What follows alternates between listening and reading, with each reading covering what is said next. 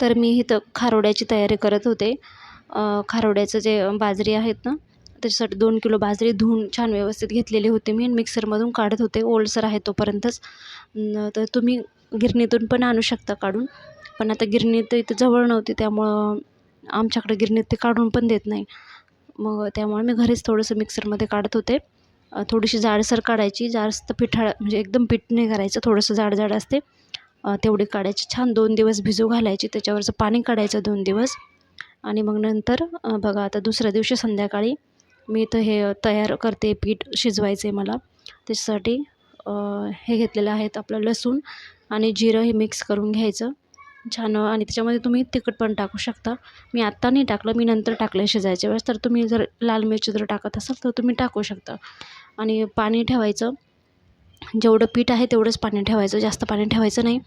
आणि पाणी ठेवल्याच्यानंतर थोडीशी उकळी आल्याच्यानंतर आपल्याला त्याच्यामध्ये आपण जे हे तयार केलेलं होतं बघा मिश्रण, तर ते टाकायचं त्याच्यामध्ये. आणि त्याच्यानंतर थोडीशी उकळी आल्याच्यानंतर आपलं पीठ टाकायचं. पीठ फक्त मोजून घ्यायचं अगोदर, छान मिक्स करायचं व्यवस्थित, हळूहळू मिक्स करायचं. जर दोघं जण असेल तर बरंच होईल, म्हणजे एक मिक्स करायला आणि एक म्हणजे एक टाकायला आणि एक असं हलवायला होऊन जातं. आता मी ते चुलीवरच करते, गॅसवर खूप वेळ लागतो त्याला शिजायला. चुलीवर अर्धा तास होऊन जातं, अर्ध्या तासामध्ये म्हणजे.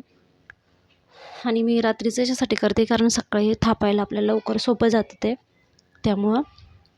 आणि जर तुम्ही सांडगे जरी टाकत असं काही म्हणजे ठिकाणी अशी पद्धत आहे की सांडगे टाकायची, पण आमच्याकडे म्हणजे मला तरी ते सांडग्यापेक्षा थापून छान वाटतात. म्हणजे आपल्याला भाजायला पण सोपं जातं, तळायला पण सोपं जातं, असं पापडीसारखं होतं मग ते. त्यामुळं मग ते असं मी थापूनच करते. म्हणजे फक्त एक काळजी घ्यायची, हलवताना व्यवस्थित हलवायचं, नाहीतर ना ते लगेच म्हणजे गोळे तयार होतात, ते गाठी असतात ना तशा तयार होतात.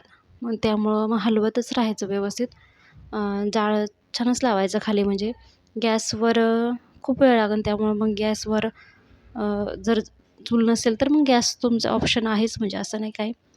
पण जर चूल असेल तर नक्कीच तुम्ही चुलीवर शिजवा. रात्रीच छान मस्त शिजवून ठेवायचं, म्हणजे सकाळी पटापट आपल्याला तयारी म्हणजे रात्रीची अर्धी तयारी झालेली असते शिजवायची वगैरे, त्यामुळं मग पटकन आपलं सकाळी होऊन जातं.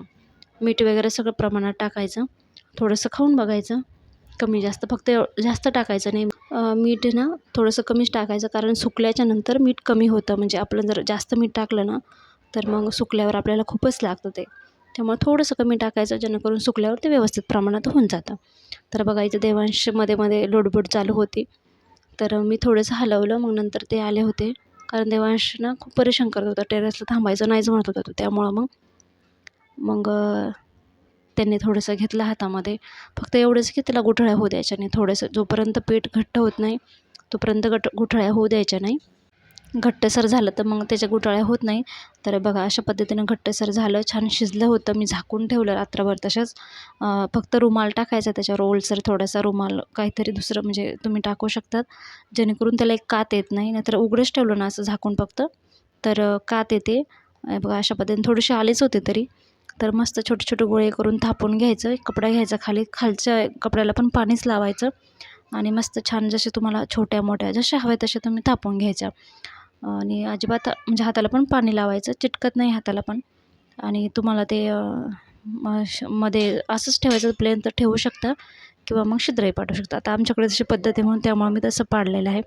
तर बघा किती सुंदर आपल्या खारोड्या हे तयार झालेल्या आहे. व्हिडिओ जर आवडला एक लाईक नक्की करा.